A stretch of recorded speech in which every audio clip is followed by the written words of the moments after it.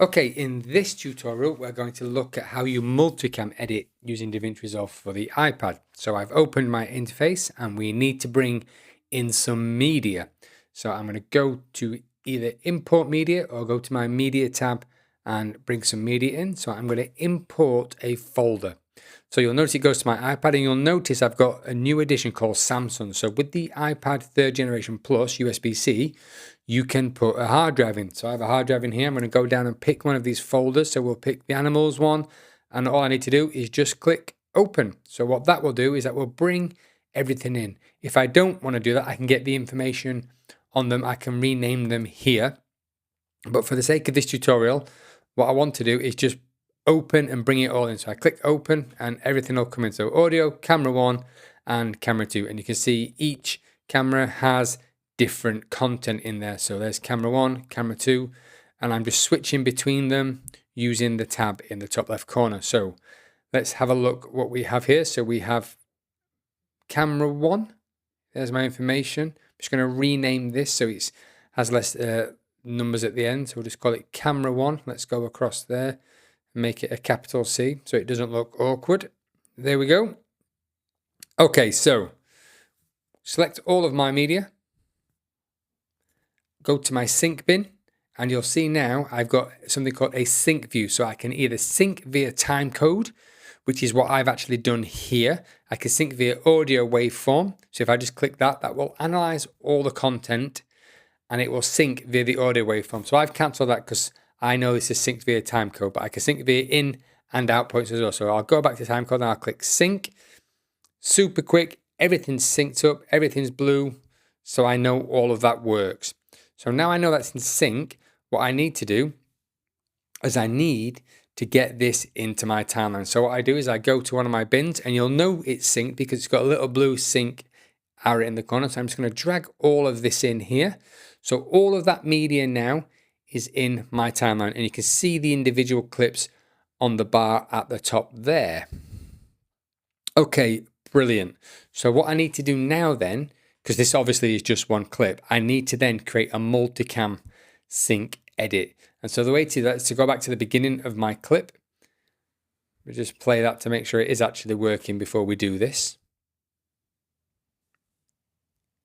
Excellent, all of that's playing, brilliant. Let's create a multicam sync. So I'm just gonna go to the point where the beginning of this clip is. So get rid of all of that faff at the beginning. And I'm just gonna create a marker. So if you can see on my timeline on the left, there is a magnet, there is a little microphone, there's a marker, and then there is create new track. So I'm just going to click the marker there, and then I'm going to click that marker, name it, so I know exactly what I'm going to do here. So this is just start here, and I'm going to change the color. So I have a color system.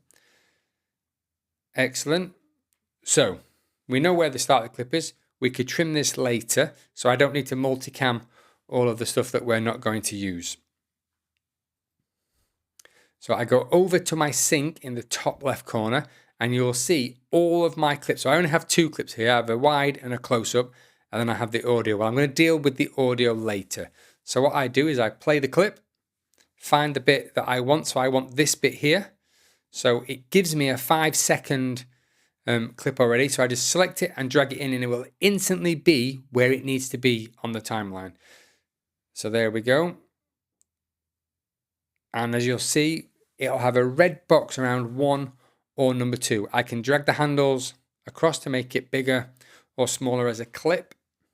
So I can do that on the timeline. I don't need to re-cut that in. So I just play the clip and then I'll keep watching. And I'm going to find the next clip that I want to put in. So I want that clip there. It gives me a 5-second handle already. Let me just play that to make sure it's right. Yep, just drag that in. And it's instantly synced and it's instantly on top of the other clip. So it's non-destructive. So I can always delete this clip, go back and just have the wide clip if I want that. So as I'm watching through, my track number 2 has a red barrier around all of that. So that means that's the one that is playing. Again, I bring the next one in. Now, one of the frustrating things about this is once you bring a new clip in, it does stop the playing of the timeline. So I find that a little bit cumbersome personally. But it is what it is, and it's something that we just have to deal with. So I'm just going to extend these handles out before I bring this clip in. So those numbers are the frames, just bring that in. So I've just brought that on the wrong track there. So I'm just going to delete that empty video track by going to the track, right clicking and deleting. I don't need 3 video tracks, I've only got 2 clips. Play that, and that is how you create a multi-clip edited timeline in the sync bin using DaVinci Resolve for the iPad. Okay, so you'll notice that I've got a third track, which is camera 3 on here, but that's actually my audio. So this is a dual audio synced piece of work. So I'm just going to extend all of this out. Because I know it's time coded, I know everything matches up. So I go to the beginning of my clip and I'm just going to pull this in. So I'm just going to drag that down to the bottom. So already now it's created an audio track, and you'll see in green I have my audio, which was done on my audio recorder. So that was a lapel mic on the dancers here as they're talking and explaining the movement. The blue is just the camera audio, so it's not great audio, really, as you can probably hear throughout this clip. So it really is that simple to do a multicam edit in DaVinci Resolve on the iPad using the cut page in the free version. Obviously, it won't be as quick as using a laptop or a desktop, because it is an iPad, so the processor power isn't as quick. But having said that, the M1 Max chip is supposed to be phenomenal. I don't have one of those, so it is taking a little bit of time for mine to render and do all the necessary things it needs to do. Have a go, have a play, start cutting your own multicam sequences, and then let me know how you get on. In this session, we're going to look at the color page. So first thing we do is we open up a new project, and we are going to bring in some media because we need some media that we can then access all the functions in the color page. So I'm just going to import some media here. Let's scroll down to my hard drive. So one of the great things about the iPad 3 or newer, the USB-C iPad, is you can put a hard drive in and work off that. So that's what I've done. It's going to ask me to change my frame rate to the clip, so I'm just going to do that. Let me drag this on the timeline. So we'll just click it and drag it in. There we go. I'm just going to scroll through just to make sure that everything's working. Yep, everything is in there. So this is a log image, so it hasn't been color graded yet. Right, let's pop over to the color page and let's have a look around. So in the top left corner, we've got a gallery, so there's no stills. So what you can do is you can do your color grades, create stills, and then apply those to other clips, which is really useful. Let me just close that down. Also, what we have here is we have a LUTs panel. If I select that, you'll notice I've got all of these LUTs. So LUTs means lookup tables. So that's a color profile that you can put onto your footage that will then replicate certain types of cameras. So I'm in the Blackmagic one right now because Blackmagic make DaVinci Resolve and they also make their own cameras. You can drag the LUT across onto the image, or you can just scroll on the LUT and it'll give you the color profile. So you'll see exactly what it would look like. So this is an ARRI Log2Rec 709. So that's what the color grade will look like. LUTs are really useful if you want to get a really quick base color grade to start working with, or you want to start looking at color transform profiles. And I'll go into a bit more detail in that in another one. So all I'm doing is just going through the LUTs and I'm just looking to see which color profiles I like and what they're doing to my image. So some will be really harsh, some will be really subtle. And again, that's for you to decide on the style and the quality and the look that you want. You've got a range of cameras from RED right through to DJI. You've got separate film looks, HDR.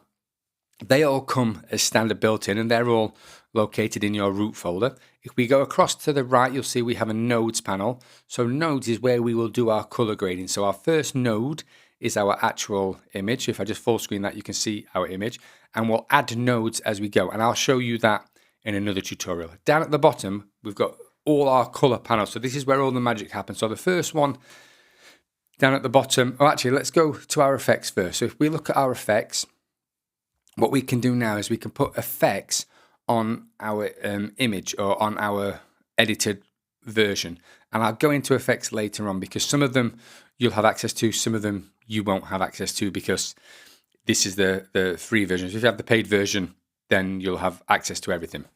In the top left, you have a viewer panel where you can see different views. So you can see the current view, you can see playheads, etc. If we move across, we can have an A and B. So that's if we have more than one clip on the timeline, we can see both clips side by side, so we can see any changes made.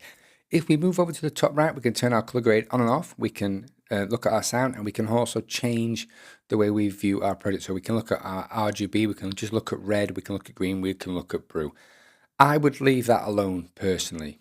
Okay, let's jump down now into the color panel. So we have our qualifier down at the bottom. So as you can see, we can have off, qualifier, power window, dust removal, open effects, color chart, etc. We'll go into a lot more detail in this as we start color grading separate clips. I just want to give you an overview for now. Right, so we have in our color panel, we have our lift, gamma, gain, and offset. So this is where we will do our primary grade. So this is where we'll lift the image, we'll look at the midtones, we'll look at the shadows, we can color boost it, we can do shadows, highlights, we can saturate it, we can contrast, and all those wonderful things that we can do to make up our image and to make it pop a little bit. If we move across, we've got a HDR scope. So HDR, again, very similar, but we have a little bit more latitude. Moving across, we have our custom curves. So this is where we can change the brightness. If I just move that up, you can see the image gets a lot brighter. And again, top of the curve is highlights, at the bottom is the lowlights, and in the middle is the midtones. And we've got different configuration of that, so we can look at the hue versus hue and the hue versus saturation, etc. So the hue is the color, the actual color the image is made up of. And again, we'll look at that in a little bit more detail as we start color grading some clips. And in another session, I'm going to actually color grade this particular clip as well. The custom curve is a really powerful tool. I use this all the time, and we will definitely use it in our color grade. We can also have a pop-out menu here, so we can see curves, so saturation versus luminance. We can also have other configurations, so we can have hue versus hue, saturation versus luminance, etc. And that's just in the three dots and the expander near the three dots at the top of that panel. If you just have a quick look down there now, we're just going to move over now to our color warper, and there are different views in here. I personally use the hue saturation one. This is a fantastic tool, especially when you want to highlight individual colors. So for example, if I want to highlight the green of the ruffles, or I wanted to highlight the red of the curtain behind, this is the tool I would use. It looks really confusing, but I promise it's super simple. The next one across is our power window. So this is where we could create power windows. So we could, for example, create a window around her face and just highlight that area of her, or we can, just touch up the red, for example, and have it affect only that red and not the red in the whole image. I'm going to do a separate tutorial on power windows later. Let's move across, and we have our tracker where we've got nothing to track. So again, I'll do another tutorial on that. Moving across, we have our blur. And again, that's where you blur the image. And then if we move across here, we have our key. So we're not really going to use the node key in this tutorial. But again, as we start progressing through DaVinci Resolve, I'll start adding these tutorials in, so we can really see the extent and how powerful DaVinci Resolve is on an iPad. I do have some reservations about the power of an iPad because, it is an iPad. But let's move forward and let's see how good it is. If we move across as well, we also have our camera raw. So let's go back to the beginning, camera raw. So if you have a raw image, this isn't raw, so all of this is grayed out, so I don't have any options here. But if your image is raw, that means you can change all of these parameters in here. So you could change the quality of it, you could change the color profile, etc.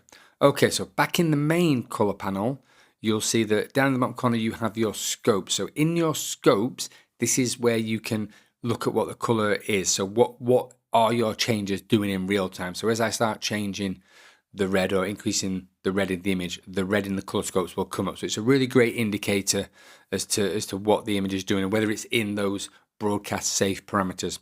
Okay, in the next session, we'll jump into actually doing some color grading. See you there.